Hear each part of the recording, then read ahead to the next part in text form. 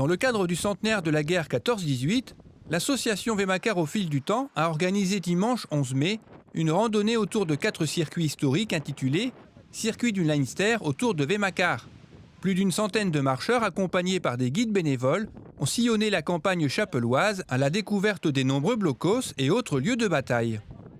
À un moment donné, les Allemands ont mis des petites lanternes. La veille de Noël, ils ont mis des lanternes, des lumières. Des lanternes, alors là, bon, c'était calme, on va dire, un peu. Les Anglais ont dit, bon, si jamais il y a un Allemand qui s'approche de nos lignes, eh ben vous tirez. Donc il s'est calmé et j'entendais les Allemands qui chantaient des cantiques de Noël, si tu veux. Et puis ça a duré la nuit comme ça. Par contre, les Allemands, eux, ils ont enterré leurs morts, ils ont nettoyé leurs tranchées. Et puis le lendemain, au petit matin, ils se sont sortis, quoi, si tu veux.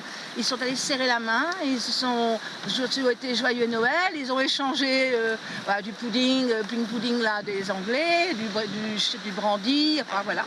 Et à 1h de l'après-midi, ça y est, ça a recommencé les combats. Donc il y a eu une trêve de Noël qui a eu lieu ici.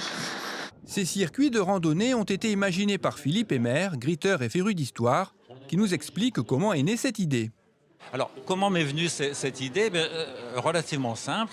Il y a un peu plus d'un an, j'ai eu l'occasion de participer dans le cadre d'une marche organisée par l'Union des anciens combattants d'Armentières et l'Office du tourisme d'Armentières à une marche qui se faisait dans les environs, entre Frolinguien et Wemakar. Et en même temps, un ami m'a remis un texte en anglais qui relatait une bataille qui s'était tenue après Mecque, entre le 18 et le 20 octobre 1914 et qui opposait les Saxons à des Irlandais. Et à partir de là, j'ai imaginé à mon tour un circuit qui, en plus de ça, correspond au 100e anniversaire de la déclaration de guerre. Et donc, on avait un sujet qui, à la limite, allait de soi en proposant à la fois un circuit pédestre et puis une exposition sur Wemakar et les 4 communes qui se recoupent à Wemakar sur, disons, la guerre 14-18, ce qui avait amené la guerre et puis comment étaient les villages et les communes à l'époque.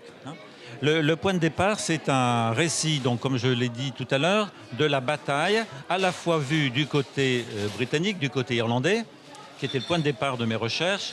J'ai ensuite réussi à obtenir, par l'intermédiaire de quelqu'un qui fait des recherches historiques, le récit de cette même bataille vu du côté saxon. Et puis enfin, un témoin armentiérois, en l'occurrence le directeur de la Banque de France d'Armentières, a également écrit sur le sujet. Le résultat fait que l'on a, pour un phénomène qui est très localisé, on peut même dire un épiphénomène, qui entre dans le cadre à la fois de la course à la mer et de ce que l'on a appelé ensuite la bataille, je dirais plutôt la guerre de tranchées. À un moment donné, on a 3 points de vue d'un même fait et on constate que dans les grandes lignes, les informations que l'on a se recoupent et sont relativement concordantes. Même si les Irlandais taisent certains combats corps à corps, alors que les Saxons en parlent.